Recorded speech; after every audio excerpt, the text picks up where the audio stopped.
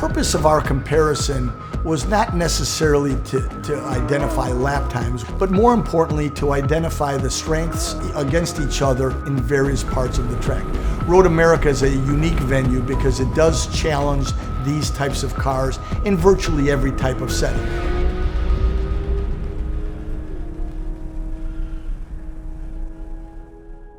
My first dabbling in racing was when I was 16 years old and I used to go drag racing. I had a car that I had built, a muscle car back then.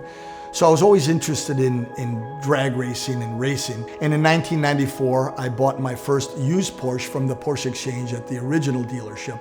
And I'll never forget my mother telling me, "What do you want to buy a car like that for? Why don't you wait till you turn older?" And I said to my mom, "I don't want a car like that when I'm older."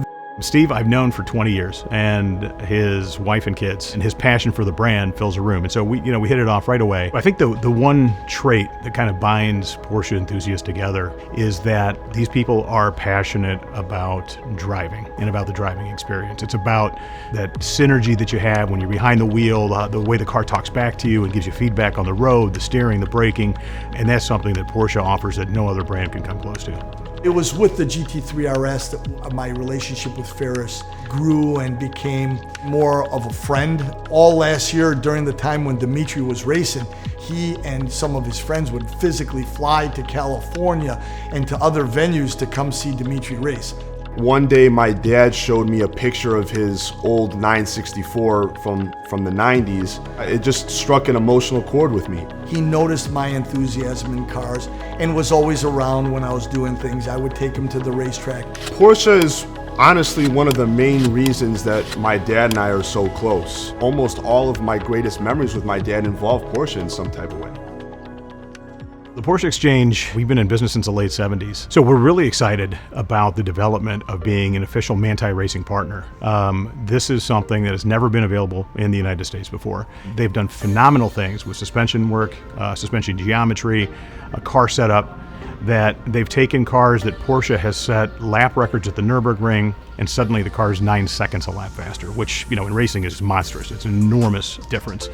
We got our Manthey Racing tool set up about a month ago, and it includes not only the hardware, but the software to perform the tuning and the enhancements on the cars. And it's only fitting that the first car that we did was Steve's GT3 RS.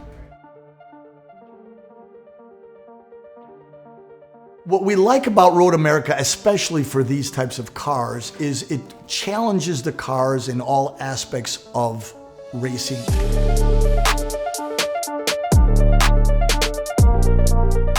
When you get behind the wheel of a Porsche, it's a very special feeling. The smells, the way that the steering wheel feels, how you're sitting in the car, the seating position, everything is exactly how you'd want it to be. The 2023 GT3 RS, it's probably the closest they've ever come to making a race car into a street car. It goes to 9,000 RPMs. It's a very durable motor. It takes the beatings continuously.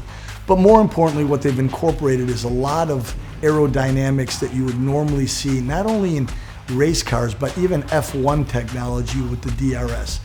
GT4 RS has a personality that I've never really experienced before in any street car. You have the 2 carbon intakes right behind your head, and when you get close to 9,000 RPM, there's really not another sound like it. The car has so much personality, looks great, it's fast, really the best all-around street package you can get. Well, the 911 Cup car is the ultimate race car. What's unique about the Cup car is that it does use basically the street car engine, but it put it into a race car chassis. You can't help but be amazed at the durability of the car and the performance of the car. It's made to do one job, and that's set a fast lap time. So today we are setting up a camera system and data system in each car for comparison, so we could see how each car is reacting and where each car is stronger on track. So we're looking at minimum speeds, maximum speeds, acceleration rates. We're trying to look at the whole picture for each car to see where they're strong and where they're weak in comparison to each other. It's going to be a lot of fun. It's going to be a lot of excitement. There's going to be, I think, a lot of results that most people haven't seen before, wouldn't expect. And I think we're going to open a lot of eyes to the street car side of Porsche and how capable the cars really are.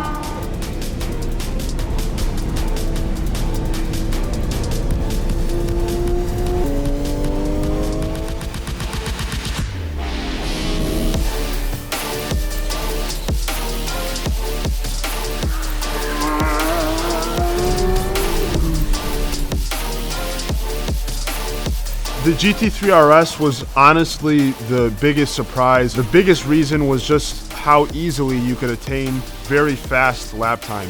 The car was very confidence-inspiring, but more importantly, the ease at which it can achieve high cornering speeds was unlike any other street car that I've ever driven.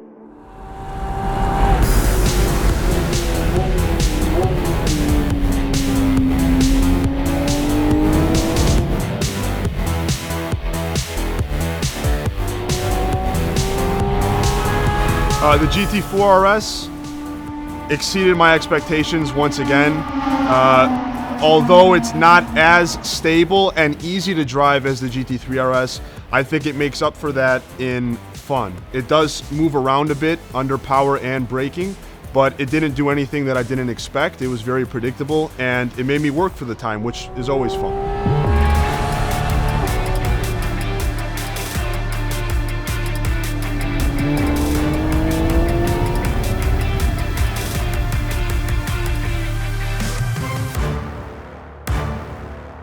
The Cup car was no surprise to me. I've done a full season of Carrera Cup in the 992 last year, but I think the times of the 3RS and the 4RS will be much faster than most people would have guessed. The GT3 RS put down a time that I'm very confident with more experience with the car could actually be improved upon. The GT4 RS is not meant to set the fastest lap time possible. So the fact that it was able to be within 3 seconds roughly of the GT3 RS is really impressive. The GT3 Cup car was still the fastest of the three. It put down lap time slightly over 2 minutes and 10 seconds. No surprises with that car. I think the confidence which Porsches inspire is really what sets them as the benchmark for a performance car. There's a lot of cars out on the market right now that you can go buy and go set a really fast lap time, but they don't have the feeling that a Porsche does. And when you're at the limit on a track, that's honestly the most important thing.